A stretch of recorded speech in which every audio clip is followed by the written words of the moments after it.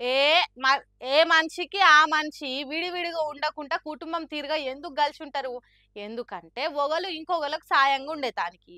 రక్త సంబంధాలు ఉంటాయి కాబట్టి ప్రేమానురాగాలు, ఆనందాలు అన్నీ కలిసే పంచుకుంటారు. ఏ ఒక్కళ్ళకి కష్టం వచ్చినా కడుమోళ్ళు ఆదుకుంటారని. అంతేనా కాదా?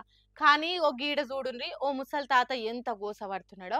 కాలు రెక్కలు ఆడినన్నాళ్లే కన్నోళ్ళు, కాటికి కాలు జాపే టయానికి ఎవ్వరు పట్టించుకోరు అన్నట్టే అయింది గీ తాత పరిస్థితి. పాపం ఇంటింటికి తిరిగి బుక్కెడంత బువ్వ అడుక్కొని తింటున్నాడు. ఎవ్వరు లేనప్పుడు ఏం చేస్తాడు మరి అనిపిస్తున్నది గాని హన్మకొండ జిల్లా భీమదేవరపల్లి మండలం కొత్తకొండ అనే ఊర్లుండే వెంకటయ్య అనే గీ తాతకు 2 కొడుకులు 4 బిడ్డలున్నారట.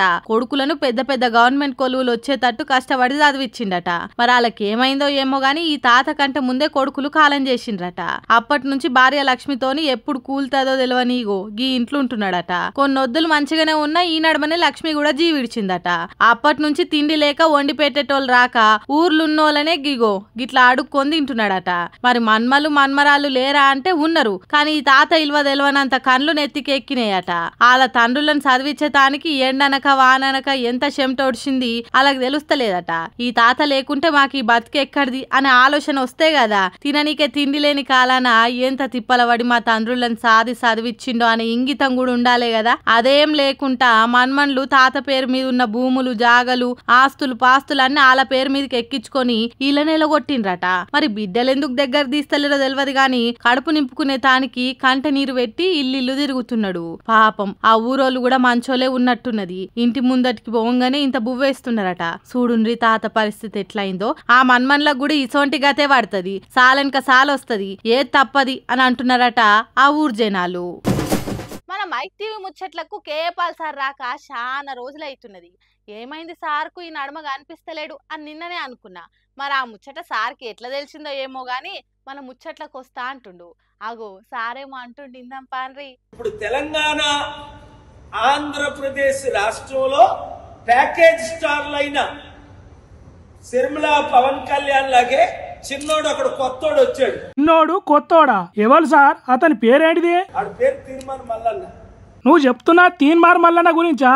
ఆ అన్నకు నీకు ఏం పంచాయతీ సార్? బీసీ ఉద్యమం అని సభలు పెట్టి ఆ అన్న పనేదో అన్న చేసుకుంటున్నాడు కదా. బీసీని అని ఆర్ కృష్ణతో బీసీలందరినీ 80 కోట్లు ఖర్చు పెట్టి నిన్న మీటింగ్ పెట్టి. ఏంది 80 కోట్ల? సభ ఖర్చులన్నీ మొత్తం దగ్గరుండి చూసినట్టే చెప్తున్నావు కదా సార్. అయితేమే గాని మల్లనంటే నీకు ఎందుకంత కోపం సార్? మన బడుగు బలహీన వర్గాల్ని మోసం చేస్తున్నాడు.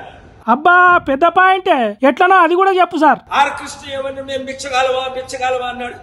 చంద్రబాబుతో భిక్షం అడిగాడు, కేసీఆర్ని భిక్షం అడిగాడు, వైసీపీని భిక్షం అడిగాడు, ఇప్పుడు బీజేపీని భిక్షం అడిగి బీసీల్ని తాకట్టు పెట్టే. ముందుగా తీన్మార్ మల్లన్న అని ఇప్పుడు ఆర్ కృష్ణయ్య సార్ అంటున్నారేంది సార్? వాడి శిష్యుడే తీర్మాన్ మల్లన్న, దానికి రుజువే నిన్న తెలంగాణలో మీటింగ్. ఓహో అట్లా అంటున్నారా?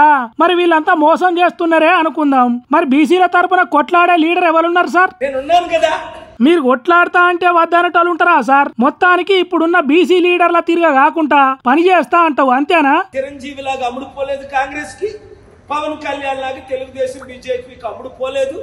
ఎంత పెద్ద పదవులు ఇస్తానన్నా సరెండర్ అవ్వలేదు. మీ నిజాయితీని కాదన్నట్టు ఎవరున్నారు సార్? అదే నిజాయితీతోని బీసీ ఉద్యమాన్ని నడుపుర్రి. ఇప్పుడు రాజకీయాలు మొత్తం బీసీల చుట్టే తిరుగుతున్నాయి కాబట్టి మీకు అట్లనన్నా కలిసేస్తుంది అని అంటున్నారు మీ మేలుగోరే జనాలు. ఇక రాజకీయాలు పక్క పెడితే భలే బాడీ గడ్డలం పెట్టుకున్నారు సార్ పక్క పొంటి.